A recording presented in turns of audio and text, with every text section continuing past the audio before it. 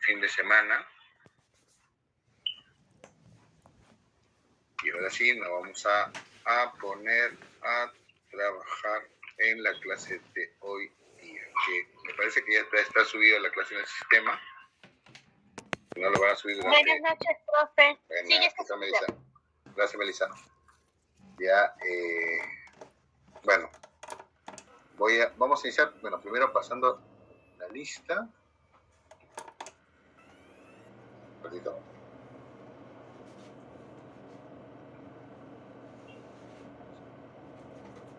La lista. Vale.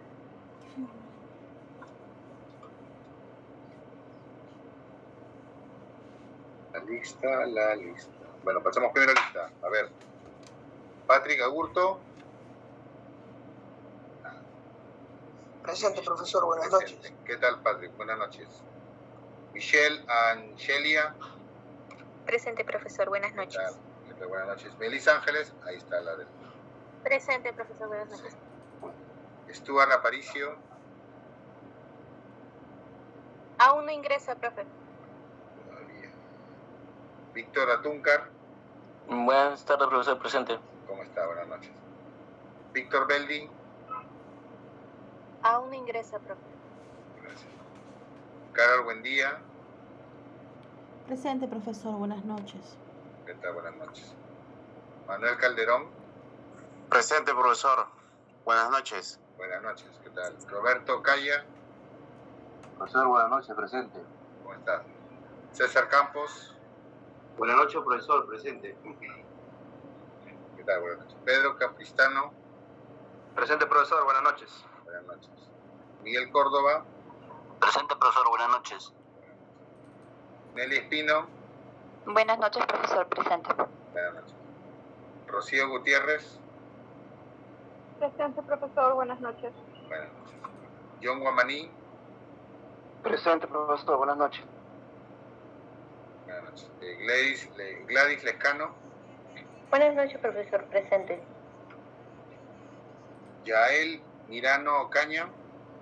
Presente, profesor. Buenas noches. Catherine Muñoz. Presente, profesor. Buenas noches. Juan Obando. Presente, profesor. Buenas noches. Jonathan Pajuelo. Buenas noches. Jonathan Presente, Pajuelo. profesor. Buenas noches. Ana Paredes. Ana Paredes, sí. Ahí.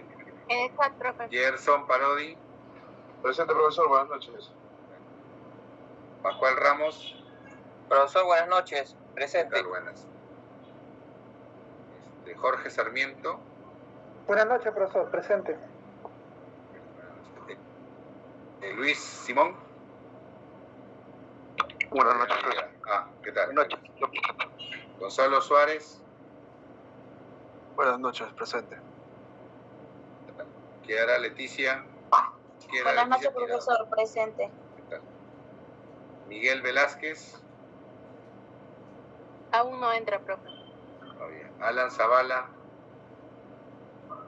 Tampoco el compañero. Todavía. Natalia Sea. Profesor, buenas noches. Presente. ¿Qué tal? Buenas noches. Roxana Zuni.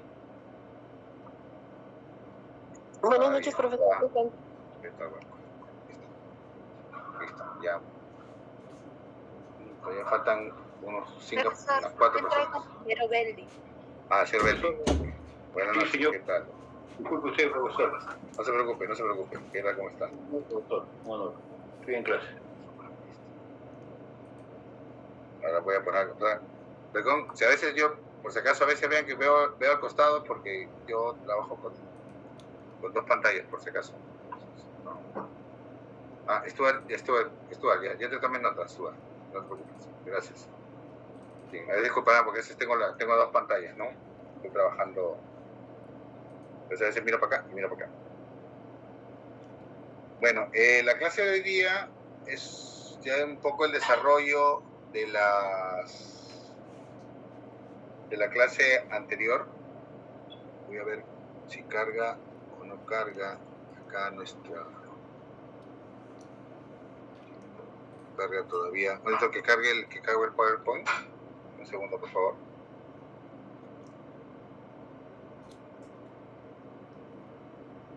Ahorita. Todavía no carga.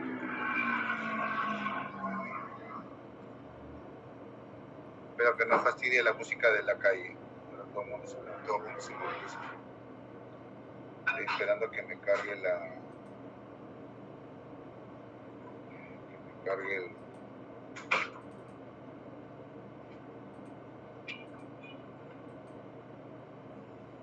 que me cargue el PowerPoint en el estoy compartido en.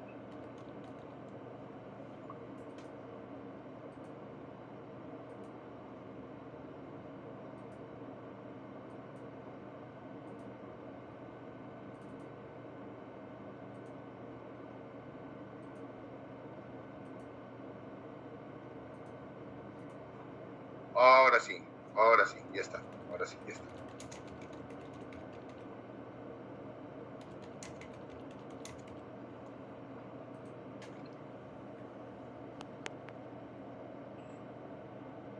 Muy bien, bueno. La clase de ahora tiene relación con lo que hablamos el viernes. De grosso modo, hablé un poco de la clasificación de las fuentes, hablé de lo que eran las fuentes manuscritas, lo que eran las fuentes impresas, las fuentes iconográficas y las fuentes audiovisuales, ¿no? La idea es que a lo largo del curso se van a ir desarrollando con detalle, ¿no? Todavía no entro al detalle de todas estas fuentes, esta cantidad de fuentes que hay, ¿no? Ahorita vamos a hacer un repaso hoy día de una visión general de todo lo que son las fuentes manuscritas, pero muchas de las que vamos a ver son fuentes que se dieron a lo largo de la historia, entonces las vamos a ver de repente con más detalle cuando hablemos de las fuentes en la colonia, en la república, ¿no? En la conquista, ¿no? Entonces, bueno, un poco repasando lo que le dije la semana pasada, grosso modo, ¿no? Una fuente manuscrita, bueno, primer término, ¿no? El término manuscrito, obviamente, viene del latín manuscriptum, ¿no? O sea, escrito a mano, hecho a mano, ¿no? Hay que entender, bueno, que esta se genera por alguna razón, por algún motivo, ¿no? Yo había señalado, un poco también relacionándolo con lo que ustedes hacen, lo que explica pues trabajo en el archivo, obviamente son documentos que se generan, pues, ¿no? En la relación entre el Estado y particulares, ¿no? Necesidades, y eso va acompañado con la misma formación del Estado, ¿no? Que viene desde el mundo antiguo, ¿no? La creación de las pequeñas sociedades y esa relación que tiene con su sociedad, ¿no? Y obviamente la relación entre particulares. Pero lo más importante es por qué aparecen estos documentos. ¿En qué momento aparecen los documentos manuscritos, ¿no? O sea, ¿en qué momento el hombre, fuera ya de esta antigua división entre la historia y la prehistoria, o sea, ¿por qué es importante la aparición de la escritura, ¿no? ¿Por qué se empiezan a escribir esos documentos, ¿no? O sea, la idea obviamente es transmitir el conocimiento, ¿no? Para la gente contemporánea y luego transmitir el conocimiento para generaciones futuras. Pero este conocimiento no es un conocimiento inventado, o sea, hay un momento en la historia de la humanidad en que todo el conocimiento, la transmisión del conocimiento humano es de manera oral. No hay una palabra escrita, ¿no? Es algo que por millones y millones de años el hombre aprende, ¿no? El hombre aprende desde lo más insignificante, ¿no? Que ahora para nosotros es lo más insignificante, para los seres humanos hace millones de años era, bueno, tampoco no millones, estoy exagerando un poco, ¿no? Bueno, aparecen los primeros homínidos, ¿no? Cosas que van aprendiendo, ¿no? El descubrimiento del fuego, el hecho de poder usar este dedo, el pulgar, para prensar objetos, o sea, son cosas que son parte de la evolución y que va aprendiendo, ¿no? Entonces hay tradiciones orales, como los mitos, las leyendas, las historias, que se van transmitiendo de generación en generación, con la implicancia de que este conocimiento va cambiando, bueno, consecuente de persona a persona, ¿no? Va cambiando, ¿no? Hay diferencias, hay varios, ¿no? Los relatos de los grandes seres van cambiando en lugares, escuchas, ¿no? Porque no hay un registro escrito, ¿no? Un registro escrito que más o menos pueda reflejar una de esas tradiciones, ¿no? Hay mucho del oral, ¿no? Y eso es hasta ahora, que se quede en lo oral, ¿no? Ahora, por ejemplo, o sea, un ejemplo ahora, ¿no? Estamos llegando a junio, justo ahora mi trabajo estábamos hablando sobre organizar el bicentenario de la muerte de Olaya. José Olaya, todos ustedes lo conocen, ¿no? Pero la tradición oral le ha dicho, ¿no? Por ejemplo, que Olaya nadaba con las cartas, ¿no? Del Callao al Chorrillo, por ejemplo. Yo le digo, y si nadaba con las cartas, ¿dónde las ponía? ¿En la mano o en la boca? Algunos decían en la mano, en la boca, y le decía, si esté en la mano o esté en la boca, en cualquiera de esos lugares se va a mojar la carta. Entonces, las cartas no las llevaba nada, las llevaba en su bote, ¿no? Por ejemplo, ¿no? Pero la tradición oral, ¿no? La tradición oral, ¿no? O que Olaya dijo tal cosa, al momento que murió, si 1000 vidas no tuviera, ¿no?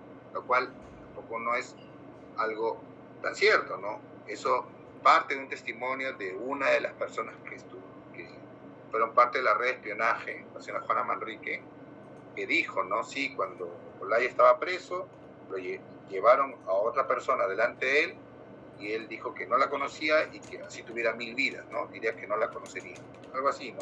Entonces ahí nace la tradición oral, ¿no? Entonces, cuando eso se plasma por escrito, obviamente ya cambia, ¿no? Hay un testimonio escrito, o sea, que refleja esa realidad, ¿no? Que toma una fotografía de esa realidad en un momento, ¿no? Y eso lo pueden ver, se va a ver a lo largo de la historia, entonces. Y justamente en esas sociedades antiguas, pues es donde aparecen los manuscritos, ¿no? Aparece el hecho de tener que plasmar por escrito lo que se contaba, ¿no? Los mitos y leyendas. En el caso peruano, o sea, los mitos y leyendas del Perú, Manco Cápac, los hermanos Ayar, Pachacama, Apucontití, Viracocha, todo lo que nos han contado, lo que hemos aprendido de chicos en el colegio sobre el tema de la mitología andina, nosotros lo sabemos ahorita gracias a que en el siglo XVI, cuando llegaron los españoles, ellos empezaron a escribir todo eso que se transmitía de generación en generación. Y eso iba cambiando, iba mutando, ¿no? O sea, es muy interesante en varios aspectos. No quiero extenderme con los ejemplos, ¿no? De repente por ahí seguro le daré otro. O sea, cosas que nosotros sabemos de una forma que, por ejemplo, hace 200, 300, 500, 1000 años no era igualito, ese pensamiento no era igual. Pero en cambio hay otro conocimiento que ha perdurado ahí un tiempo. Entonces, por eso hay la necesidad de los manuscritos, ¿no? De este grupo. Y claro, obviamente, estos son reducidos, ¿no? Con el tiempo, vamos hacia atrás, hacia el pasado, son menos manuscritos los que se producen, ¿no? Nosotros vamos a ver por qué. A diferencia de ahora que hay una diversidad. Entonces, bueno, ¿qué otra característica tiene estas fuentes documentales? Obviamente se conservan en archivos públicos y privados, ¿no? Sobre todo los públicos más importantes, colecciones privadas, ¿no? Institutos, instituciones, universidades, ¿no? Que tienen, por ejemplo, colecciones de documentos, ¿no? De personas, de entidades, no sé, varios documentos, por ejemplo, el Perú, que están en universidades en Estados Unidos, ¿no? Por ejemplo, que fueron comprados a lo largo del tiempo, ¿no? O, por ejemplo, los documentos que se bajaron Bingham, etcétera, etcétera, ¿no? Y una fuente documental manuscrita es una fuente primaria para la construcción del conocimiento histórico. Eso es, para nosotros los historiadores, es súper importante una fuente manuscrita, ¿no? Es un documento de primera mano, ¿no? Obviamente. Que a veces de repente se pierde, ¿no? Porque también no es que haya muchos juegos, de repente algunos manuscritos. Dependiendo de la extensión y de la importancia, puede ser que solamente haya un juego nada más, ¿no? Un solo ejemplar, ¿no? Y no existe otro más. Por ejemplo. Sí, creo que alguien por ahí mandó un mensaje. ¿No? En fin, continúo, ¿no? Claramente son fuentes inéditas, ¿no? Obviamente hay muchos documentos, manuscritos que fueron impresos, ¿no? Impresos, fueron publicados. Ya les conté sobre un caso, ¿no? Y son varios, pero que fueron publicados ¿en qué sentido? Para poder preservarlos, ¿no? Es decir, tienes una fuente inédita, un manuscrito que se deteriora con el tiempo, ¿no? Imagínense los procesos de conservación. No sé si creo que también hay conservación, ¿no? Pero esas técnicas no son tan antiguas, ¿no?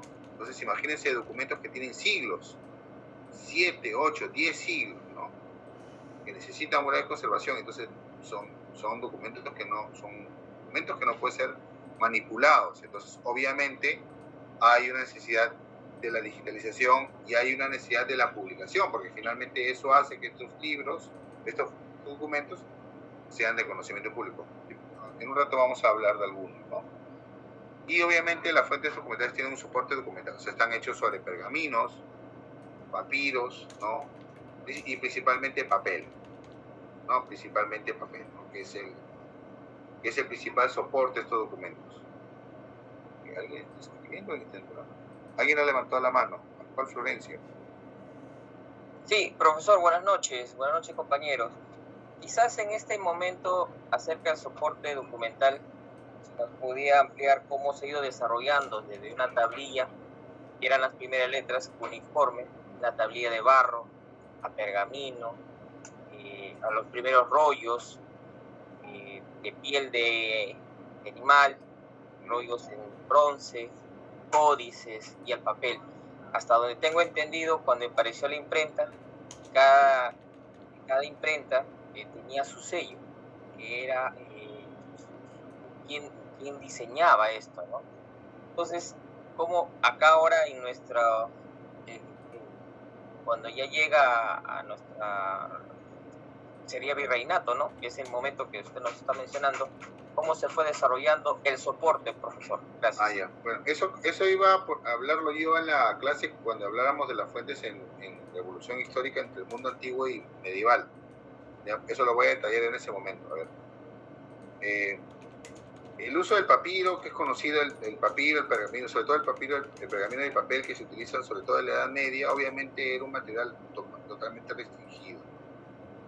Ya mencionado el tema de la imprenta. Claro, la imprenta va a ser importante, ¿ya?, en la difusión de información. O sea, antes de la imprenta, el papel, los pergaminos, ¿no?, eran utilizados principalmente en las cortes y en los círculos religiosos, nada más, porque finalmente van a ser solamente los religiosos los que van a conservar el conocimiento. Lo vamos a ver acá en un par de diapositivas, porque justamente era un ejemplo de manuscrito, ¿no? Y eso se va a romper con la imprenta.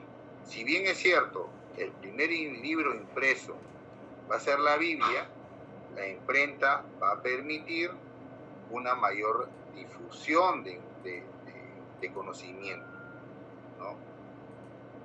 Y eso va a tener mucha relación con la reforma protestante.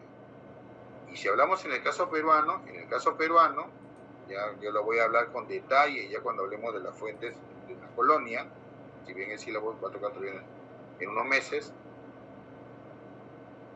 La imprenta, si bien es cierto, la imprenta permite la difusión del conocimiento, las autoridades españolas van a prohibir la difusión de impresos que vayan en contra de ciertas costumbres religiosas y obviamente que no vaya en contra de la corona española.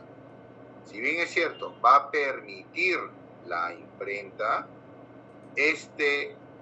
esta acción que tienen los impresores, o sea, el trabajo va a ser un permiso, va a ser un privilegio, el poder imprimir durante la colonia.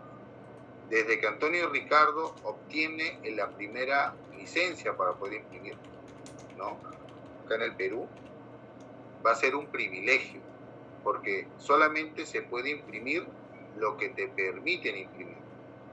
Eso va a durar hasta 1810, cuando se permite imprimir lo que uno considere, si es que no falta a ciertos puntos morales, pues, no, morales, ¿no? Y eso, ahí, por ejemplo, el derecho de imprimir ya no es un privilegio, se va a convertir en un derecho, la libertad de imprenta, lo que luego vamos a conocer como la libertad de prensa. Es cierto que los impresores, obviamente, tienen que tener su sello, pues, ¿no? Tienen su sello. Y eso parte de las obligaciones que tenía, porque obviamente un impreso tenía que llevar sí o sí el pie de imprenta, o el colofón, como se llama, donde está el nombre del impresor, obviamente. Esa es una norma que acá en el Perú se va durante buena parte de la República. Eso ya no sé si eso lo vieron en instituciones, eso lo podemos ver acá, de repente lo puedo mencionar, ¿no? Y eso es materia de otra clase, no quiero desviar del tema. Pero sí en la parte, cuando hablemos de acá de unas clases de mundo antiguo, ahí sí vamos a hablar de toda la escritura cuneiforme. Tengo unas fotitos interesantes de la estela de Hammurabi que está en el Louvre, ¿no? Interesantísimo, todo el desarrollo de la escritura y jeroglíficos. Ahí voy a entrar en detalle eso, ¿no? El tema de la escritura. En fin, bueno, continuamos. Entonces, acá un poco repasando lo que vimos la semana pasada, ¿no? Recordar que las fuentes documentales pueden ser de diferentes tipos, ¿no? Pueden ser documentos de entidades públicas. Ya creo que les había mencionado que hay cierto tipo de documentos, ¿no? Por ejemplo, en la colonia, las reales cédulas, las provisiones. Por ejemplo, acá ustedes ven, ¿no? La real cédula que crea, por ejemplo, la que está acá, la chiquitita, que crea la Universidad de San Marcos, ¿no? Por ejemplo, en 1951. O los documentos que tienen estos tipos de documentos oficiales, ¿no? Que tienen este tipo de sellos, ¿no? El papel sellado.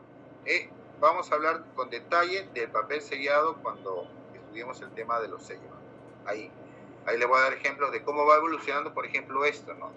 Sabemos que, por ejemplo, un documento es un documento oficial o tiene cierta grado de oficialidad cuando tiene esto, ¿no? Tiene estos sellos, los papeles sellados, los llamados timbres, ¿no?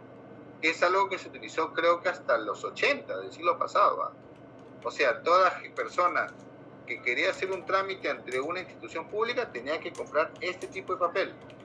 Un papel que te valía 10 centavos, ¿no? Pero, ¿por qué? Porque era parte de lo que recibía el Estado, ¿no? O sea, ¿no? Ahora no, pues obviamente ya no usas un papel sellado, ¿no? Usas un papel o timbrado, ¿no? Usas un papel normal, un jabón y listo, ¿no? Pero eso era parte, ¿no? De la vida cotidiana, miren, hasta creo que los 80, si no me equivoco, ¿no? Y así, por ejemplo, podemos reconocer algunos documentos de ese tipo, ¿no? Ya luego, cuando hablemos, la parte que hablemos ya de la colonia, sí, ahí, por ejemplo, voy a darles ya más detalles, ¿no? Por ejemplo, la estructura, ¿no? Eso sí. Igual para la República, ¿no? Las cartas, los oficios, ¿no? Las leyes, las normas, eso es parte de los documentos que son de carácter oficial. Igual hemos hablado del tema de las memorias, ¿no? De personas que escriben, que tienen sus apuntes, ¿no? Igual los diarios personales, ya les comenté la vez pasada. Por ejemplo, Henry Bean, ¿no? Los diarios eran una práctica importante, ¿no? Era una cultura letrada y era una cultura de respeto, ¿no? De respeto, o sea, los diarios personales se respetaban, ¿no? No se tocaban, ¿no? Y muchos que se han conservado son una fuente importante, ¿no? Para conocer la vida cotidiana, ¿no? Los sentimientos, ¿no? Que ahora son parte de, por ejemplo, la historia estudia esas cosas, ¿no? La opinión sobre ciertas personas, ¿no? A través de estas fuentes podemos conocer muchas cosas, ¿no? Por eso es importante su conservación, ¿no? Es que a veces hay personas que consideran que no, pero este documento lo firma, pues, no sé, NN, ¿no? No es importante, pero eso no tiene que ser así, porque quién sabe si NN ha hecho un trámite cualquiera, ¿no? Y al saber eso podemos conocer otra información, ¿no? Y la historia no solo está hecha de grandes personajes, sino de los personajes más sencillos, ¿no? Por ejemplo, ¿no? Ahora se lo había mencionado antes, ¿no? En el repositorio bicentenario, por ejemplo, tenemos una mujer, creo que en los años 30 y tantos, creo 1860 y tantos, ¿no? Pide que le respeten la pensión, ¿no? El Montepío que le daban, ¿no? Y ahí nos cuenta, miren, yo he hecho tal cosa, y nos damos cuenta que esa mujer participó junto a los hermanos Angulo, ¿no? Pero no sabíamos nada de ella en el momento, pues no, obviamente, porque entendemos que las mujeres en el momento, ¿no?, que fue la independencia, pues obviamente no tenían los mismos derechos que los hombres, no hay que entender el contexto, ¿no? Entonces, en ese momento, en los grandes relatos no era conocida, pero luego, porque hizo un trámite, nos damos cuenta de la existencia de esta mujer y lo que hizo, ¿no? Por ejemplo, ¿no? Apoyando. Y por eso es importantísimo, ¿no? Es importantísimo. Ahora estoy viendo un proyecto con el Centro de Estudios Históricos Militares, ¿no?, que tiene el Archivo Militar del Ejército, ¿no? Que yo quiero hacer un proyecto para rescatar, por ejemplo, los legajos de los soldados que participaron en la independencia. Y lamentablemente, oye, ahí de repente hay una buena oportunidad, no sé, ahí se anima de repente, ¿no? Ahí el archivo de los legajos, lamentablemente se hicieron sin criterio archivístico, ¿no? Incluso el archivo militar, ¿no? En una parte se hizo sin criterio archivístico, ¿no? Lo hicieron por orden alfabético, ¿no?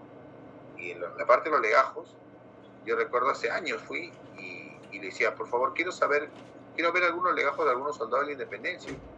Y la persona que me atendía me dijo, no, pero dame el nombre. No es que tengo un nombre, que no quiero verlo. Y, por ejemplo, habían hecho ellos una catalogación, pero solamente hicieron los nombres. Ni siquiera se habían tomado el trabajo de poner la data. Entonces, yo tuve que agarrar cajas y empezar a ver, ¿no?, en los legajos. Les puedo mostrar uno de repente cuando hagamos la clase de República, ¿no? Los legajos de personas, y por ejemplo me encuentro con un señor apellidado Macedo, ¿no? Y esta persona, Macedo, cuenta, ¿no? Y esa persona a los 14 años se había unido al ejército en Pumacagua, ¿no? Por ejemplo, estuvo en la batalla de Humachiri. Una persona desconocida, pero estuvo en esa batalla. Estuvo ahí. O como les conté la semana pasada, ¿no? Este señor Juan Basilio Cortegana, ¿no? Un soldado de rango medio, ¿no? Pero que después de 20 años se escribió una gran obra, pero en su contexto, en su momento no era una persona conocida, por ejemplo.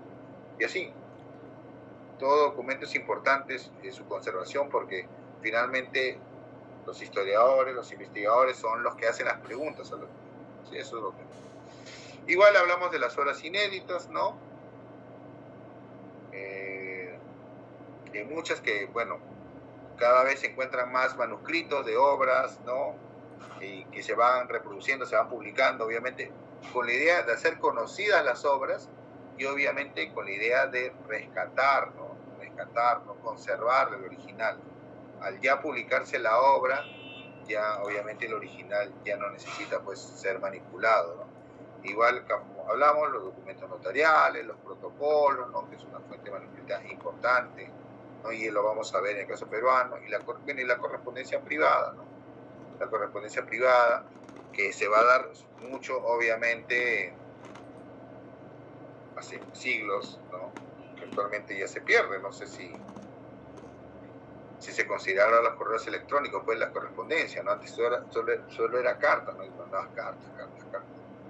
Y hay colecciones de correspondencia muy importantes, ¿no?, de presidentes, de personalidades, ¿no?, que ahora algunas se conservan, ¿no? Creo que la colección más importante de correspondencia publicada, creo que es la del historiador José de la Riva Agüero, porque el Instituto ha ordenado la correspondencia y ha publicado en tomo, ¿no? Y ahí tenemos las correspondencias de Cáceres, de Piérola, por ejemplo, ¿no? Algunas correspondencias en Palma, y otras lamentablemente se perdieron, ¿no? No se sabe qué pasó. o de repente la familia no quería que se supiera sobre eso.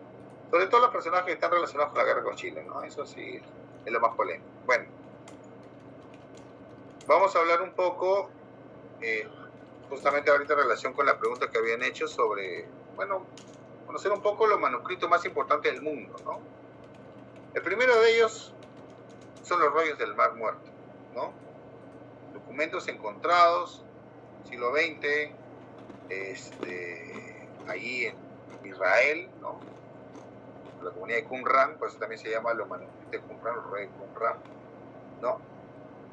Que son manuscritos que se datan justamente de los últimos 2 siglos antes de Cristo y las primer siglo después de Cristo.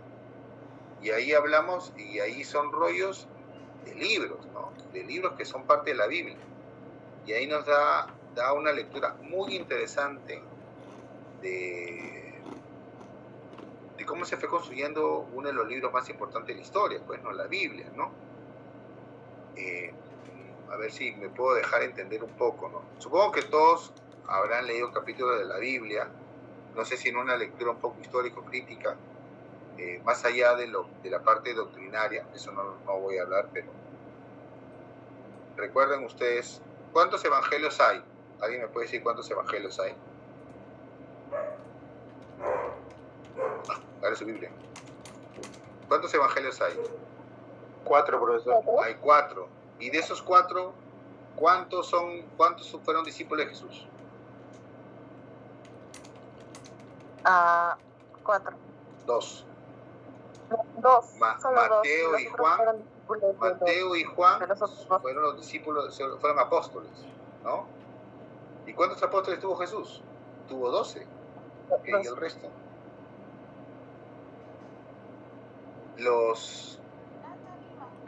El inicio del cristianismo ha habido bastantes manuscritos, simplemente que no todos se han conservado. Hay muchos evangelios sobre Jesús, o sea, escritos por otros apóstoles, ¿no? Yo por ahí tengo mis apóstoles, por ejemplo, ¿no? De Ara, por ejemplo. Ahí tengo un libro sobre eso. Hay uno sobre Pedro, creo que hay uno de Santiago Apóstol, ¿no? Hay varios manuscritos a lo largo, claro, porque estamos hablando de 12 apóstoles que van yéndose por todos lados del mundo en ese momento conocido y que obviamente van contando lo que vieron de Jesús. Y obviamente estos van a ser plasmados por escrito. Lo oral, plasmados por escrito. Obviamente en estos rollos, ¿no? Con un papel que ya, bueno, se va deteriorando con el tiempo, ¿no? Y claro, muchos de estos documentos ya no son parte de la Biblia, ¿no? La Biblia como tal, como el libro que ustedes lo conocen, es un libro que se hace después. En un concilio, ¿no? En una reunión de apóstoles, se determina qué libros van dentro de la Biblia, ¿no? Ustedes, no sé si recuerdan en Semana Santa, ¿se acuerdan esa película llamada Un niño llamado Jesús? Era una italiana. Y por ejemplo, no sé si recuerdan, a ver, búsquenlo, Un bambino llamado Jesús. Contaba de Jesús de niño, ¿no? Era la historia de Jesús de niño. Y que, por ejemplo, hablaba de que Jesús hacía palomas de arcilla y le daba vida y se iban volando. Eso lo ves en la película, pero eso está en un evangelio, no recuerdo ahorita de cuál. Creo que es Santiago, no recuerdo tal, por ejemplo. Ese está en uno de esos evangelios apócrifos, lo que se llaman evangelios apócrifos, por ejemplo, ¿no?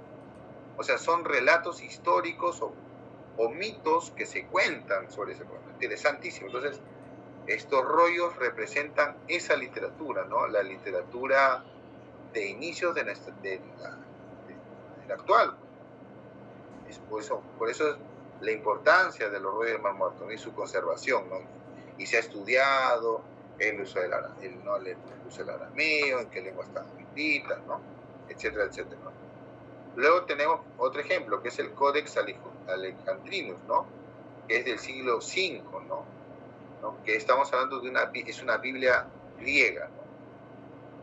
Y miren que estamos hablando, siglo V, o sea, una de las primeras Biblias que se pueden conservar, ¿no?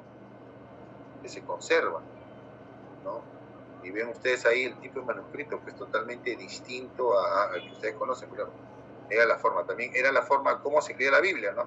Lo que conocen ustedes como capítulos y versículos es algo todavía posterior, ¿no? Se va posteriormente, ¿no? Entonces ahí ven algunos libros que existen, acá hay documentos, hay parte del Nuevo Testamento, ¿no? Es un libro, pues, se ha conservado. Luego tenemos el Codex Aureus de Lorch. Ese códex, o códice, como viene en castellano, ¿no? Fue escrito durante el periodo de Carlomagno, por ejemplo. Y ustedes ven que ya es un manuscrito hecho, voy a subir un poquito de porcentaje, con mayores detalles, ¿no? Con mayores detalles, no más estilizado. Y ustedes se dan cuenta que estos tres primeros manuscritos tienen una cosa en común.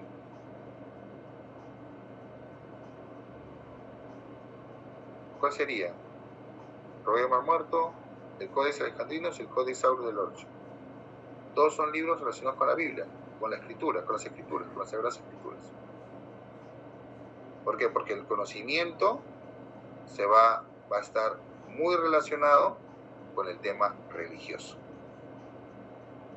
¿no? El conocimiento, lo que se ha llamado el oscurantismo, ¿no? Que todo lo que no era relacionado con la Biblia era pecado, ¿no? Y el conocimiento va a ser apropiado por los monjes, ¿no? Y los monjes son los que van a pasar su vida reproduciendo este tipo de documentos. Eso es lo que se van a llamar los monjes copistas. Son monjes que van a estar toda su vida copiando y copiando y copiando las escrituras, los libros, obviamente relacionados con la religión, ¿no?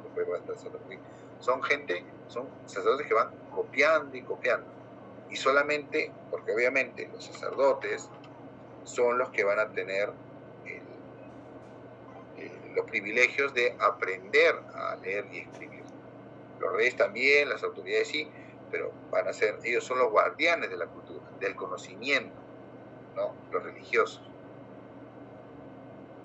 Y esa el predominio durante las repúblicas también entraba, las repúblicas, ¿no? Por ejemplo, ¿no? ¿Ya? ¿Me dejo entender? Y el último es el manuscrito Voynich, que es un manuscrito extraño, ¿no? Conservado en Estados Unidos. Es un manuscrito que no se sabe quién escribió, ¿no? Fácilmente en Europa Central, y tampoco no se ha descifrado el contenido de ese documento. Está escrito en una lengua indescifrable, totalmente. No se descifra, no se sabe. No se sabe qué lengua es. No. Es una joya. Estas son 4 de las principales joyas del mundo. Obviamente hay otro montón de documentos. No he querido meter acá tratados, ¿no? Por ejemplo, ¿no? El tratado de Tordesillas, ¿no? Por ejemplo, que es el tratado que divide el mundo, ¿no? Entre España y Portugal, ¿no? Por ejemplo. Bulas, documentos papales, etcétera, etcétera. O sea, a lo largo de la historia ha habido documentos muy importantes, ¿no? Que han sido importantes para la historia, ¿no? Y bueno, pues acá solamente le he querido mostrar 4 ejemplos para que ustedes vean un poco la riqueza documental y sobre todo la evolución, ¿no? Y también obviamente el tema de conservación. Claro, Rollos del Mar Muerto en un espacio seco como es Palestina, Israel, obviamente la conservación, el tiempo no ha ayudado mucho.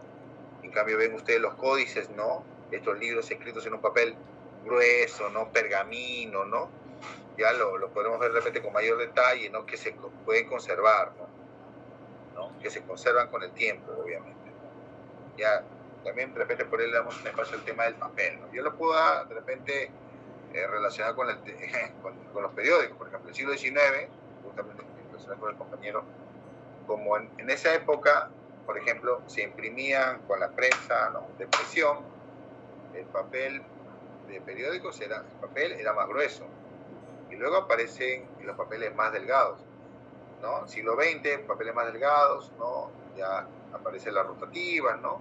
Después el offset, pero finalmente los papeles del 19, al ser más gruesos, se conservan mejor que, por ejemplo, un papel de ese siglo XX, ¿no? Sobre todo los que chupan la tinta, o fin del siglo XIX, sobre todo los que chupan la tinta, ¿no?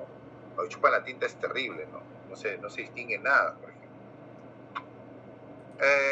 Bueno, esto ha sido un ejemplo de 4 manuscritos importantes, ¿no? Ya luego de repente por ahí entraremos al detalle un poco también relacionado con la pregunta del compañero cuando hablemos de las fuentes documentales a lo largo de la historia del mundo, ¿no? Eso lo creo que lo veremos acá en un par de semanas. Lo que quiero destacar son manuscritos importantes sobre el Perú, ¿no?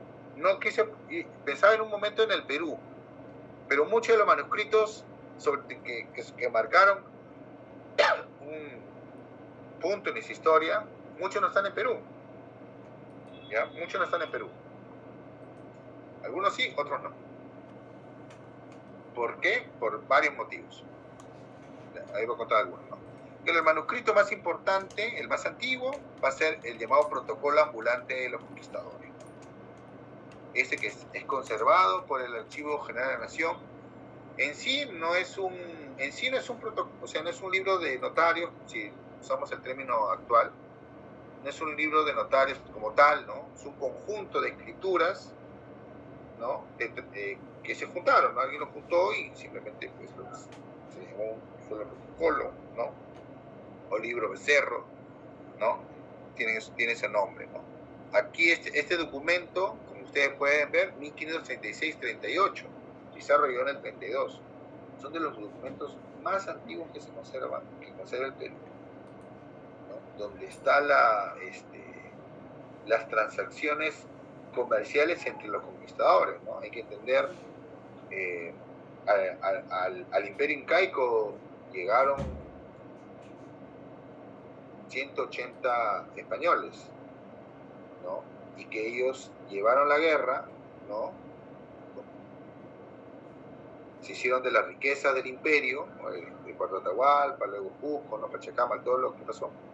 Y obviamente se empezaron a prestar plata, juegos, ¿no? Etcétera, etcétera. Y a vender cosas entre ellos, y esas transacciones entre los conquistadores se vieron plasmados en estas escrituras, ¿no? Y ahí podemos ver, por ejemplo, pues, ¿no? La firma de Pizarro, ¿no? Una persona que la historia ha hablado de que si era analfabeto, no analfabeto, ¿no? Etcétera, etcétera. Toda una polémica con respecto a este personaje. Pero ahí, por ejemplo, se puede ver la firma de Pizarro, ¿no? O de repente solamente sabía firmar, ¿no? Y que ya ha sido publicado, hace poco ha sido publicado, ¿no? Ha habido todo un trabajo para publicar, ¿no? Documentos que están en este protocolo ambulante, ¿no? Con la idea, obviamente, de conservar este documento, ¿no? El segundo que ustedes ven es una carta. Es una carta de como más de 1000 páginas, ¿no? Es una carta que escribe un indígena llamado Felipe Guamán Poma de Ayala. ¿Ya? Él, como es un indígena, aprende el castellano, acompaña a padre Flamentre Murúa, acompaña a otros personajes en las campañas de extirpación de idolatría, viaja por el país, y lo que él hace, él ve lo que está pasando, ve el impacto que tiene la conquista a la población del imperio, ¿no?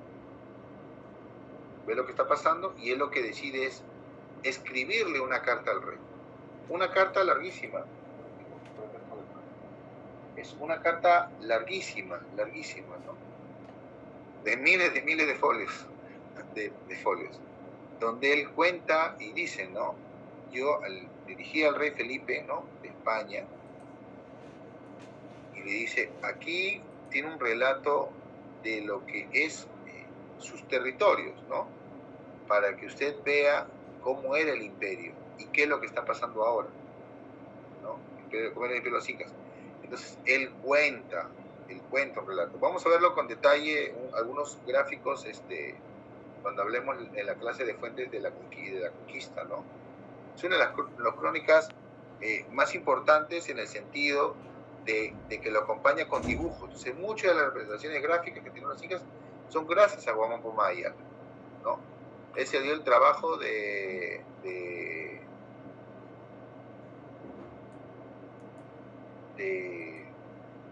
no solamente contar cómo era la historia de los incas, sino hacer dibujos, representar, y luego hacer dibujos de denuncia social, ¿no? Él tiene mucha simpatía con ciertas órdenes religiosas que se comportan muy bien con los indígenas, como los franciscanos, como los jesuitas, pero sin embargo critica a otros que llegan a los maltratos, ¿no? Como los mercedarios, los dominicos, y hay dibujos al respecto, ¿no? Un poco para adelantar. Acá tengo la de chicos. Muchos libros. Sí. ¿No? Es un libro que ya ha sido editado en varias, ya ha sido editado varias veces, ¿no? No sé si ustedes pueden ver acá, ¿no? Por ejemplo, ¿no? Acá justamente hay un dibujo de un fraile dominico que le está jalando el cabello, ¿no? A un indígena y está llorando a la mujer, ¿no? Está obligando pues a hacer estos trabajos, ¿no? Los telares, por ejemplo, ¿no? Acá los castigos, mira, una crítica a los corregidores, ¿no? Ustedes saben que son los corregidores porque lo llevaron en el curso de instituciones, ¿no? Acá, cómo castiga a los corregidores. Entonces, él critica, él no habla de independencia, nada, él habla, claro, dice nueva crónica y buen gobierno, es decir, oye, esto es lo que tiene que hacer su gobierno para que le vaya bien a sus súbditos, ¿no? Es una cosa muy interesante, es una carta muy interesante, definitivamente es una carta de 1000 páginas que fue enviada al rey, pero ahorita se encuentra en la biblioteca de Dinamarca. Toda una historia, ¿no? Cómo ese documento salió del archivo, un archivo en Madrid, y llegó a parar a Dinamarca, y que ahí lo digitalizaron hace años y se puede revisar libremente. Yendo un poco más en el tiempo, justamente paralelo a la publicación de la crónica, bueno, no publicación, perdón, a la fecha que se escribió la crónica de Guamán Pomá Ayala, está la historia general del Perú, origen y descendencia de los incas, del padre Fray Mentín de Murúa, que más o menos se escribió en esa época, y que los cuales hay 2 o 3 copias, ¿no? Algunas completas y incompletas, ¿ya? Pero que también tiene unos dibujos similares a los de Guamán Pomá Ayala, ¿no? Incluso se habla de que hubo robo, ¿no? La diferencia es que los dibujos de Murúa están pintados, ¿no? Están pintadas a color, a diferencia de las de Guamán Pomá Ayala, ¿no? Que son solamente son dibujos. Donde también, bueno, cuenta la historia, pero cuenta pues obviamente una versión contraria pues a lo que cuenta Guamán Pomá Ayala, ¿no? Hablando de las maldades, ¿no? De los incas, cómo eran, ¿no? Hay toda una historia sobre eso. Importante, claro, ha sido publicada también un facsimilar muy interesante, claro, pero donde está todo, pues todo el manuscrito, ¿no? Todo el manuscrito, ¿no? Creo que este es el que está en Gran Bretaña, no recuerdo exactamente dónde. Otro manuscrito importante va a ser el manuscrito de Huarochirí, de 1608, ¿no? Ahí justamente se lee en el título, a veces su paleografía es buena, tratado y relación de los errores, falsos dioses y otras supersticiones, ¿no? Y otros diableses, dice, no, ya no leo ya, chico, ¿no? Este manuscrito se dio en el contexto de las campañas de idolatrías, es decir, los españoles cuando llegan infunden obviamente la evangelización, ¿no? Que todos se bauticen, ¿no? Conozcan la palabra de Dios y que practiquen la religión cristiana. Pero luego de unos años, un sacerdote, un cura de San Damián, ahí en Huarochirí, Francisco de Ávila, denuncia de que los indígenas, a pesar del bautizo, seguían practicando las viejas creencias, los viejos rituales. Entonces es cuando se inicia la campaña de extirpación de idolatrías, porque obviamente para la religión cristiana, personas que no profesaban, creían en dioses materializados, ídolos, eran idólatras, ¿no? Idólatras. Entonces él lo que hace es recoge estas tradiciones, ¿no? Recoge estas historias, ¿no? Los mitos de la región de Huarochirí. Este manuscrito, luego en el siglo XX, va a ser, está escrito en quechua, ¿no? Va a ser traducido por José María Arguedas, ¿no? Y luego por Gerald Taylor, ¿no? Una traducción ya obviamente de un filólogo, ¿no? Porque Arguedas obviamente no era un filólogo, entonces la traducción no es tan correcta, pero son importantes, ¿no? O sea, traducir esto y nos cuentan un poco cuáles son los mitos de esta zona del Perú. Más adelante tenemos una obra voluminosa, impresionante, lo vamos a ver con detalle cuando hablemos de las fuentes de la colonia, que es el Códex de Trujillo, ¿no? Escrito por orden del obispo de Trujillo, ¿no? Entendemos como Trujillo como este gran espacio, casi todo el norte del Perú, ¿no? Incluyendo costa, sierra y ceja de montaña, ceja de selva, ¿no? Que es lo que es la intendencia del obispado, la intendencia de Trujillo, escrito por Baltasar Jaime Martínez de Compañón, ¿no? A fines del siglo XVIII. Es una visita que él hace, ¿no? Visita, ¿no? Es el recorrido, ¿no? El nombre lo dice, que hace a su diócesis. Y en esta visita se dibujan estas acuarelas, ¿no? Estas acuarelas. Unas acuarelas que nos enseñan cómo era la vida cotidiana de las personas del norte. Tiene una infinidad de acuarelas impresionantes. Le voy a mostrar algunas cuando hagamos la clase. Son hermosas, simplemente son hermosas. Son de una calidad. Y ahí vemos el tema de los juegos, los rituales, las festividades, los personajes, las ropas, los edificios públicos, ¿no? Gran parte de esta documentación está en España, ¿no? Está repartida, son varios libros, ¿no? Están repartidos, ¿no? Y hay una, creo que es poseedora del Banco Continental, que ha hecho una publicación, pero la verdad, la riqueza gráfica de este códice es impresionante, ¿no? Y refleja pues obviamente cómo era la vida, ¿no? Cómo era la vida de los habitantes del virreinato peruano, ¿no? Y luego tenemos manuscritos más recientes, ¿no? Ya en la República, obviamente, si bien es cierto, va a haber más documentos, pero también está la palabra impresa. Entonces, pero muchos documentos, yo solamente he cogido algunos documentos de relevancia, ¿no? Por ejemplo, la capitulación de Ayacucho, ¿no? Es un documento conservado en el Museo Nacional de Arqueología, Antropología e Historia del Perú, o conocido comúnmente como el Museo de Pueblo Libre, ¿no? Ahí conserva una de las tantas copias de esta capitulación. Se hicieron varias copias, ¿no? Tiene toda una historia, ¿no? Este documento fue firmado luego de la derrota de los españoles, ¿no? La victoria patriota, ahí cerca de se piensa que ha sido esta casa, la tradición dice que ha sido una casa, ¿no? Ahí en el pueblo de Quinoa, ¿no? Algunos dicen que no fue ahí, pero bueno, esa es toda una discusión. Pero ahí es cuando las tropas españolas, ¿no? Al mando del virrey La Serna, capitulan, ¿no? Se rinden, ¿no? Ante el ejército patriota, ¿no? Su general José Canterac firma con Sucre este documento. Y este documento en varias copias va a ser llevado a una Bolívar, ¿no? Unas llevadas españoles. Incluso se le va a enseñar uno al general Rodil, que está pues en el Callao, pero Rodil no le hace caso al documento y se queda todavía 2 años más ahí en el Callao, ¿no?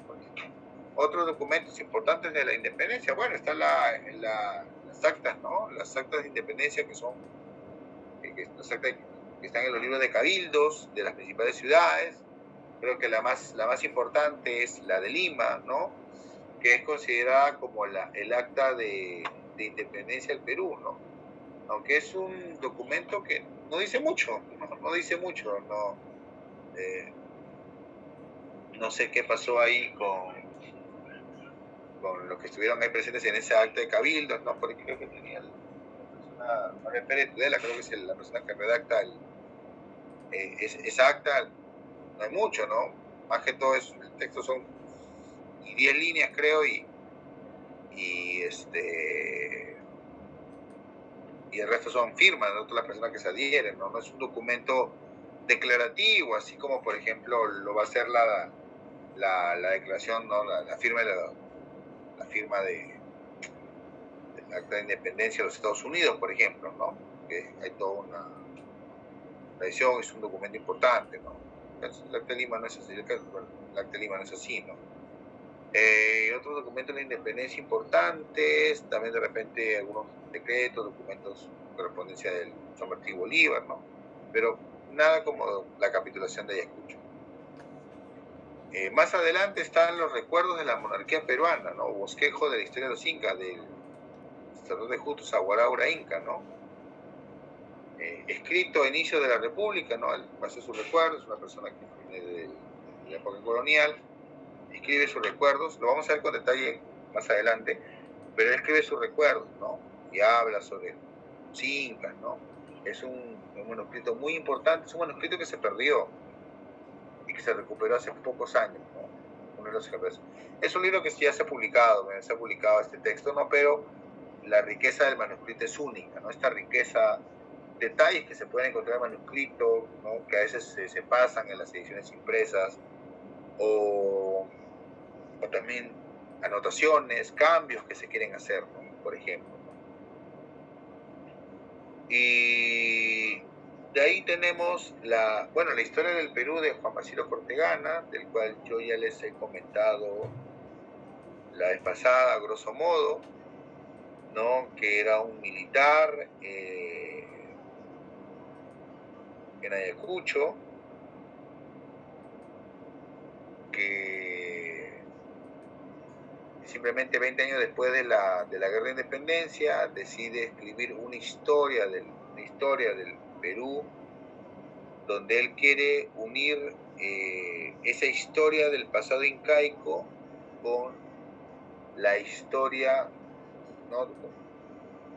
que viene pues post-conquista, ¿no? Y dice, finalmente ambas habla del mestizaje, pues este mix de dos culturas, ¿no? Tradiciones, lo inca con lo español, finalmente son la base de la nación peruana. Entonces él está con esa idea, él va escribiendo, él va tomando referencias de las crónicas, o sea, ¿no? Lo que se conocía en ese momento, básicamente va a ser Garcilaso, ¿no? Donde él va a contar sobre la historia de los incas, porque hay que entender de que muchos de los manuscritos que nosotros acá les he contado, las crónicas como la de Huamayala, Urúa, la crónica de Cieza y otras crónicas van a ser encontradas muchos años después, ¿no? Y he mencionado Huamayala en Dinamarca, ¿no? Otras en España y Gran Bretaña, pero principalmente muchos documentos van a ser encontrados ¿dónde? En el Archivo General de Indias. Ahí se van a encontrar capítulos de la crónica de Cieza, se van a encontrar las relaciones. Miren, hay una de las más antiguas relaciones, documentos que se tiene sobre el Perú, ¿no? Es la relación Sámano-Jerez, que es un documento cuyo original, o sea, el relato de Francisco de Jerez, que es un conquistador que llega acá con Pizarro, ¿no? En los años 20, está en las primeras expediciones. Es un documento que fue enviado a España y que el rey no va a leer, no va a leer todos estos documentos, y que lo que hace es a su secretario, en este caso Sámano, es el que hace un resumen de toda esa información que venía de las Indias, ¿no? Y ese documento es el que se ha preservado. Es una copia, es un resumen de un documento mayor, pero ese documento mayor ha desaparecido, ya no existe, queda un resumen. Y así se va a dar, ¿no? Bueno, así se va a dar. Entonces, empezamos un poquito acá. Así se va a dar. Entonces, muchos de esos documentos Ortegana no los conocía, no se conocían, estaban extraviados en archivos.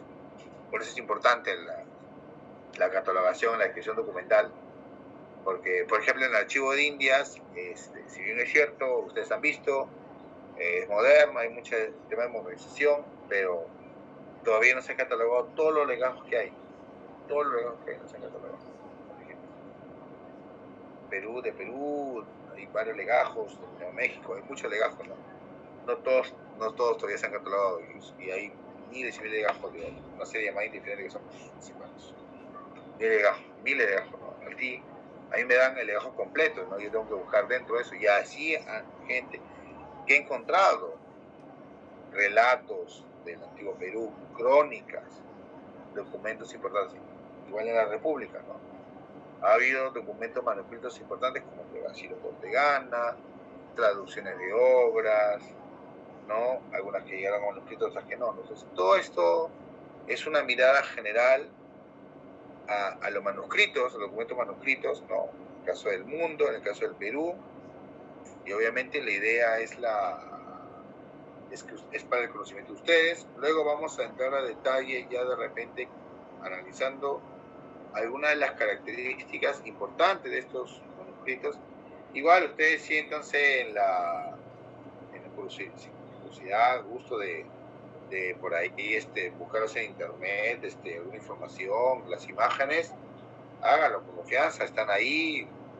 La verdad son una maravilla, sobre todo el Códice de Trujillo, ¿no? Artísticamente es una maravilla, ¿no? Igual los dibujos de Juan Poma Ayala, que seguro ustedes los han visto en varios lados, ¿no? Como él dibujaba a los incas, ¿no? Lo han visto, ¿no? Entonces, esto más o menos, en grosso modo, lo que serían las fuentes manuscritas. Ya el otro lunes, porque este viernes no tenemos clase, vamos a hablar del tema de las fuentes impresas. Ya luego vamos a entrar a detalles sobre el tema ya de las fuentes, ya desde una evolución histórica, ¿no? Entonces, voy a dejar de compartir. No sé si alguno tiene alguna pregunta o duda para abrir de repente un poco la ronda de debate, o alguien que se pueda profundizar. Queda atento a sus palabras.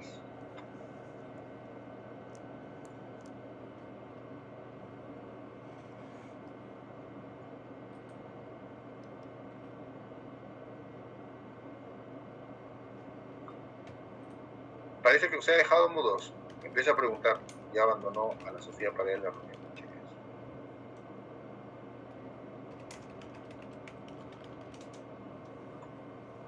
O si quieren, abre el micro y empieza a aplicar la dedocracia. A ver, voy a terminar de pasar lista ya. También voy a aprovechar de paso.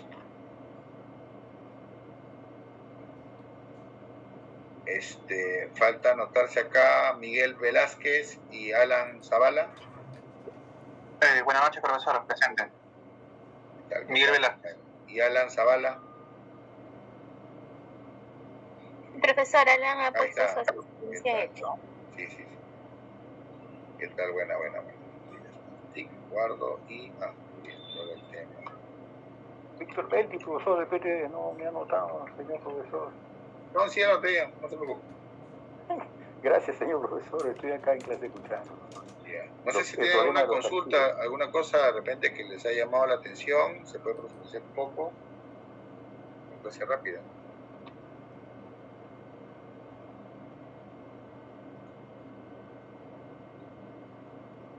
que les quedó claro.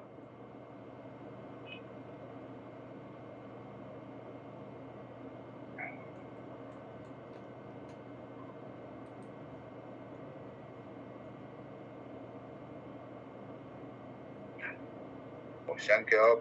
O usted, señor Beldi, ¿qué opina de repente? ¿Qué le pareció interesante de los documentos que... Profesor, me parece interesante cuando usted nos indicaba que hay documentos que todavía no están debidamente migrados a una nueva fuente de información, ¿no? Como es el formato digital, con aplicación de la tecnología, la información, la comunicación. Y es muy importante conocer nuestra historia porque a ello nos debemos. Tenemos que, la semana pasada, profesor, me tocó un archivo muy bonito, no me acuerdo el nombre ahorita, pero sí lo tengo claro. Archivo General de Indias. India, ¿no? Entonces estos archivos, profesor, me dejan mucho que desear toda vez que aquí tenemos unos referentes más pequeños en el archivo, el Correo Central de Lima, que era muy conocida hasta los años 70, ¿no? Porque en esos tiempos existían las cartas, ¿no? Y los timbres también conocí mayor amplitud cuando visitamos con el profesor Malón, ¿no? Estamos ahí. Y profesor, eso único me hace a mí entender que vivimos un tiempo de la tecnología y efectivamente, profesor, todos estos referentes que no conocemos, y por gracias a usted, yo de mi parte estoy conociendo, creo que el profesor también el compañero conoce bastante, pero lo demás no conocemos mucho, pero muy agradecido por su explicación y ahondando el tema en función de nutrirnos más de conocimiento, señor profesor. Muchas gracias. Sí, bueno. Claro, obviamente hay una gran diferencia entre el Archivo General de Indias y el Archivo General Nacional de Perú, ¿no? Y tiene que ver un poco también con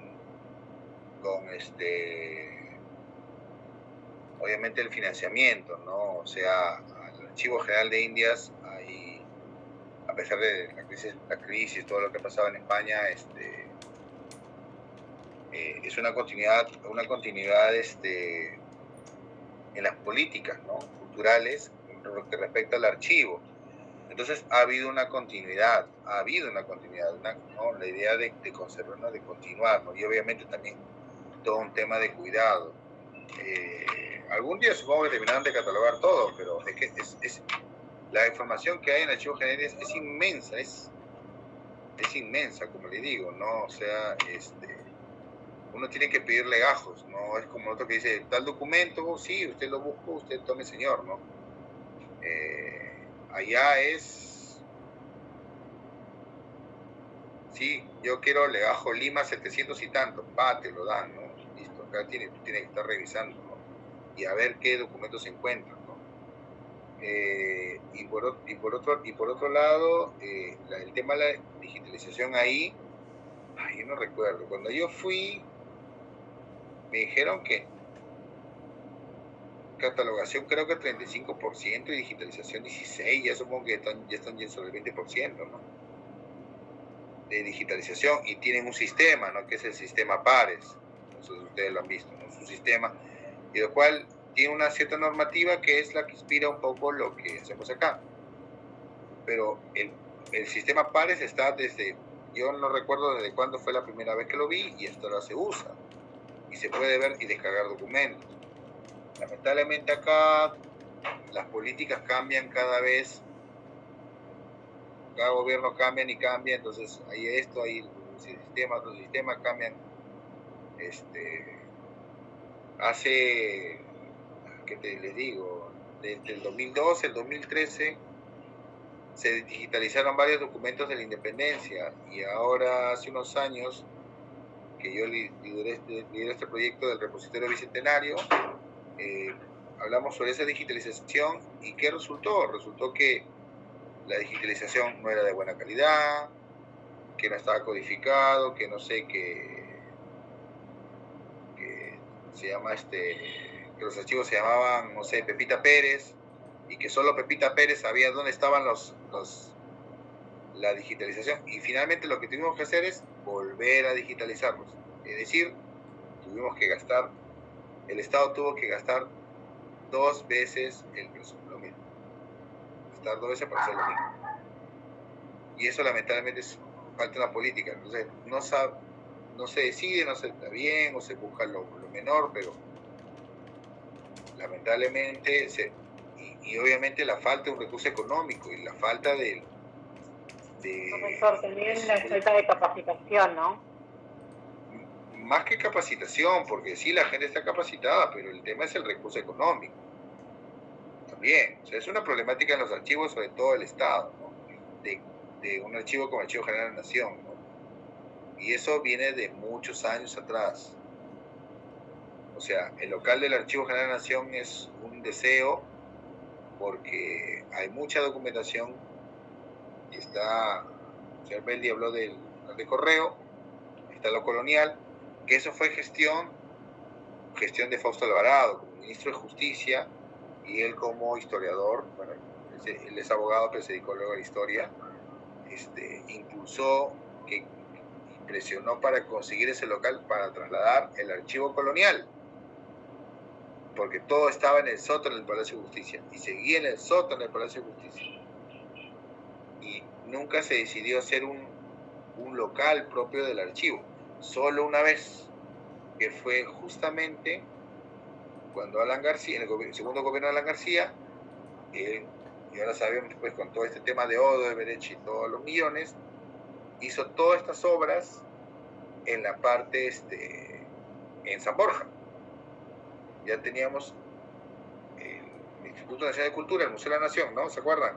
Que se convierte en Ministerio de Cultura, la Biblioteca Nacional, y ahí es cuando él hace el Teatro Nacional, hacen el edificio del Banco de la Nación y hacen el Centro de Convenciones. Y a la espalda, el Ministerio de Educación. Ustedes lo conocen, ¿no? El que son como libros, que es una copia de México. Y mientras hacían el Minedu, frente a la Biblioteca Nacional había todo un terreno, que era la de la fábrica Roche creo que era, ¿no? Que va desde la poesía hasta Guardia Civil, y ahora todo ese es un terreno vacío, es un papón. Allí él dijo que iba a ser el archivo histórico, no el archivo nacional, sino hubo toda una polémica porque la directora en ese momento, la INC, creo, no sé si la Bácula, quería que se separara del archivo histórico del notarial y todo, ¿no? Todo lo que ustedes conocen. Yo recuerdo eso muy bien. Yo estaba trabajando en esa época del archivo, ¿no? Y separó administrativamente el archivo. De verdad, separó. O sea, y dentro del archivo había dos instituciones, porque querían hacer un local. Pero finalmente el local nunca se hizo. Y ahí quedó. Tal vez, de repente, Alan García lo hubiera hecho. Claro, con todos los millones y todo esto, lo de corrupción de Odebrecht, ¿no? Pero tal vez se hubiera hecho el edificio aquí. Sin embargo, eso fue en el 2010. Y estamos en el 2023. Y hasta ahora no tenemos local del archivo. Y eso es una política, o sea, es una decisión política. O sea, que vamos a hacer el archivo y se acabó el asunto, ¿no? Listo. Son decisiones políticas. Y eso sí, lamentablemente, esa inestabilidad que tenemos no permite, ¿no? Entonces, ¿qué les podría decir, no? Los archivos regionales que están haciendo grandes trabajos son archivos que sí, gobiernos que sí se han comprometido, ¿no? Gestiones que se han comprometido, ¿no? Y que están ahí, ¿no? Y la idea es que la siguiente gestión respete, por ejemplo, ¿no? Ahora en mayo voy a tener la suerte de volver a ver el archivo regional de Ayacucho, a ver, ¿no? Para otros temas, ¿no? Está muy bonito, profesor, el archivo regional de Ayacucho. Sí, yo he trabajado 20 años en Ayacucho, profesor. Está bonito el archivo. Yo conozco el archivo cuando no había archivo, profesor. Cuando no había archivo, porque el archivo está en Marical Cáceres. El archivo estaba en lo que es la DDC, lo que era el local. Yo conozco el archivo de ahí. Yo conozco el archivo cuando estaba en la DDC. Yo la primera vez que fui a Ayacucho en el 2000. Un compañero también que ha ido a Ayacucho también. Ahí estaba en lo que ahora es el Museo Wari, una sala Wari que está en la DDC. Y luego, claro, construye su local, me parece bien, sí, tengo algunos reparos, ¿no? Pero bueno, pero ahí está, han hecho eso, ¿no? Han hecho eso. Sí, tengo unos reparos, sí, la investigación, pero ya. Con decirle también que Wari han hecho el edificio. Claro, o sea, muy bonito, profesor, pero también decirle que Wari, profesor, cuando yo llegué, y escuchó, solamente tenía un huequito nomás de piedras, un huequito, un túnel. Y ahora, profesor, es un hermoso lugar, igual también que Vilcahuamán, que había una piedra para sentarse, una piedra, ¿no? Sentado yo, uno tiene servicio de policía, entonces sentaba ahí para mirar cómo mis amigos jugaban pelota, para nosotros vamos estudiando, ¿no? Y profesor, ahora ya se ha encontrado debajo de esos peñascos unas ruinas y muy hermoso, profesor, demasiado hermoso. Las ruinas de Vilcahuamán también. Sí. Me parece que eso es rescatable, señor profesor. Sí, claro, sí, conozco. Son proyectos que se desarrollan, pero se desarrollan obviamente cuando hay un financiamiento, un interés. En el caso de Guari es un proyecto especial que tiene un presupuesto propio. Y es un proyecto interesante, una ciudad como Guari, ¿no? Guari como tal, se está revitalizando. Igual, todo eso requiere siempre un financiamiento. Igual es en el archivo, ¿no? Uno de los, como le digo, uno de los grandes problemas, incluso en la conservación de estos monumentos, es ese problema, el problema financiero, ¿no? Lamentablemente no hay todavía una reversión a eso, ¿no? A poder tener un edificio propio, se corre el riesgo de que se pierda documentación, ya se ha perdido, se han robado. Incluso a veces pienso, no, pucha, aunque se Alan hubiera hecho el cascarón y ya de repente el siguiente gobierno hubiera rellenado el archivo, ¿no? Pero lamentablemente ni eso, ¿no? Y ahora, si quieren el local que está en Pueblo Libre, que es más chico que el que estaba en San Borja, no entiendo por qué. Y yo me sorprendo, o sea, el Archivo General de la Nación que están haciendo, el año pasado que fui a una ciudad ni siquiera principal de Francia de Saint-Étienne, el archivo departamental me parecía más grande, el proyecto de la GEN, ¿no? Por ejemplo, no hay donde, ahí sí, por ejemplo, sí tienen una cultura, una normativa, ¿no? El Archivo Nacional de Francia es, también quito el sombrero, qué impresionante, la sala nomás era para jugar fútbol, es increíble, una sala enorme, el edificio, la documentación, todo lo que tiene, y el sistema, y como usted estaba mencionando, el tema de la digitalización. Ellos tienen una normativa. Yo les hablé la vez pasada de cómo en Francia, por ejemplo, sí hay un registro, como si hay estos censos, ¿no? Sí le dije, ¿no? Estos censos, estos padrones que son, ¿no? Cada cierto tiempo, y que todos están digitalizados, pero no es que ¿cómo se llama? El departamento de Loire lo digitaliza así, o el de Provence así, no, todos tienen una sola normativa, y todos están, y esos servidores, ¿dónde está alojado? En el archivo nacional, ¿no? Los archivos nacionales de Francia, se llaman los archivos nacionales, ahí está alojado, ¿no? Y todos los archivos de París, la persona está buscando información, todos son igualitos. A ver si de repente en otra clase de repente les enseño, ¿no? Todos son igualitos, ¿no? Entras al sistema, todos son igualitos. Entonces, no importa las páginas sean distintas, entras a la parte virtual, todos son igualitos, todos siguen la misma plantilla, todos son igualitos, todos tienen. Lamentablemente aquí no es así, igual que en la biblioteca, lamentablemente no es así.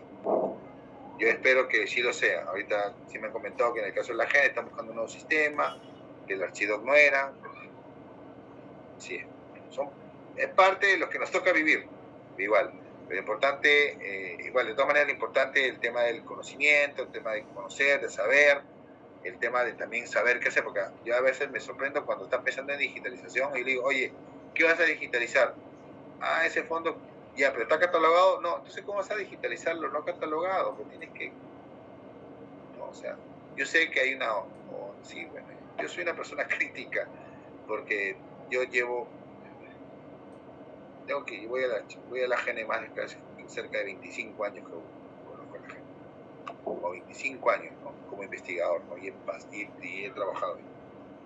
Puedo darme esa opinión, esa licencia, o sea, ahí veo apoyo mi académico. No, pero la idea también es tener esa crítica, ¿no? Porque finalmente eso nos permite poder desarrollar, y así archivos municipales, archivos regionales, archivos locales, que están en esa situación, ¿no? La idea también es tomar conciencia, y obviamente también generar espacios, pues, de trabajo, porque a veces no hay que solamente decir, voy a buscar, a ver dónde hay, sino también generar esa necesidad, ¿no?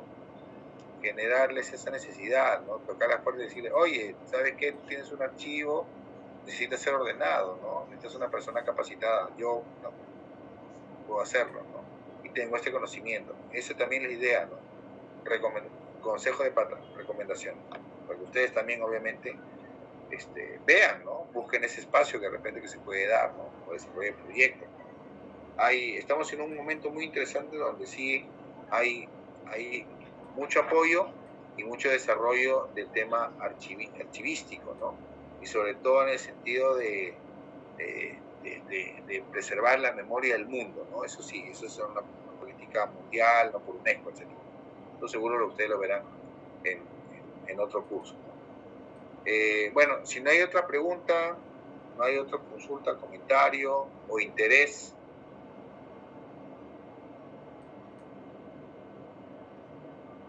Parece que no. Profesor, disculpe. Melissa, si ves levantar la mano, salud. Una consulta. Yendo a la realidad, por ejemplo, usted que trabaja o está trabajando en este proyecto, ¿cómo nosotros como archiveros usamos las fuentes documentales? O sea, por ejemplo, si estoy en el Archivo General de la Nación, me encuentro un manuscrito, o dentro de un fondo, dentro de una colección, hay algo que podría considerarse un manuscrito. ¿Qué es lo que tiene que hacer el archivista primero? Porque, por ejemplo, yo nunca he trabajado con documentos históricos.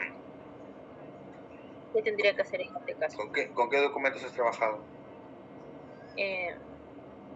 Actuales, ahora trabajo en un archivo contable. Ah, ya. Entonces, y fuera el caso de que, por ejemplo, nosotros nos toca ir a la AGN, y dentro de una colección encontramos manuscritos, encontramos este tipo de fuentes documentales. Bueno, en primer lugar, si vas a la AGN, te dice vas a trabajar tal fondo, sí o sí va a ser manuscrito, a menos que te diga trabaja libros de Hacienda, libros no de tesorería, ¿no? El fondo, en el AGN, el fondo Ministerio de Hacienda, que es el más grande, porque finalmente es la base con la que se funda el renovado archivo, tiene manuscritos, pero también, bueno, tiene libros impresos, ¿no? Tiene periódicos, ¿no? Etcétera, etcétera, ¿no? O sea, también tiene esa cuenta como fondo, ¿no? Pero si te toca trabajar documentos como tales, obviamente lo que tienes que conocer es la paleografía, saber leer el documento para poder catalogarlo, ¿no? Dentro del legajo en donde está, obviamente, ¿no? Y eso es lo primero que tienes que hacer, ¿no? A menos que sea otro tipo de fondo, porque también hay que recordar, en el AGN también hay documentos donde solamente hay inventario de registro, pero son de documentos más recientes, ¿no? Empresas públicas, de las muchas que fundó Velasco, estoy hablando de los 50, 60, 80, ¿no? Las CETARES, por ejemplo, que son del 2000, o sea, ahí también te puede tocar trabajar en cualquiera de sus fondos, entonces ahí, por ejemplo, no necesitas la paleografía, ¿no? Porque obviamente son documentos mecanografiados, son documentos computarizados, no hechos en computadora, ¿no? Entonces, ahí, pero básicamente, si es histórico, te va a tocar obviamente, primero, saber la paleografía, sobre todo si es muy antiguo, ¿no? Obviamente, y también obviamente conocer, ordenar, o sea, que en el AGN hay toda una diversidad de fondos, ¿no? Algunos que están bien ordenados, otros que no, otros que están en nada, otros que están en cero. Lo que sí se necesita ahí es bastante, mano, ¿no? Bastante, una tropa, la verdad, una tropa de gente se necesita. Listo. No sé si alguien más quiere comentar algo, pregunta, chisme. Bien. Si no, damos por finalizado la sesión de hoy día y nos vemos la próxima semana para hablar de la fuentes impresas y luego ya las otras fuentes, creo, y después ya vamos a ver ya las fuentes a lo largo de la historia y después vamos a ver las fuentes peruanas. ¿El viernes? No, el viernes no hay clase. El viernes es feriado, es día no laborable. Sí. Melissa. Es que todavía no se ha confirmado nada en la escuela, pero sí, ya voy a consultar. A mí ya está programado y yo programé. Todos los días no laborales nos han puesto como no programar clase. Y me he matado la Semana Santa haciendo todo el cronograma, dando vueltas una y otra vez. ¿Ya? Entonces, según lo que señala mi sílabus, nos vemos y tienen el sílabus. A todos se les ha pasado. Revísenlo, por favor. El sílabus es clarito. Está. Nos toca clase todavía el próximo lunes. Acá ahorita les confirmo. Les reconfirmo.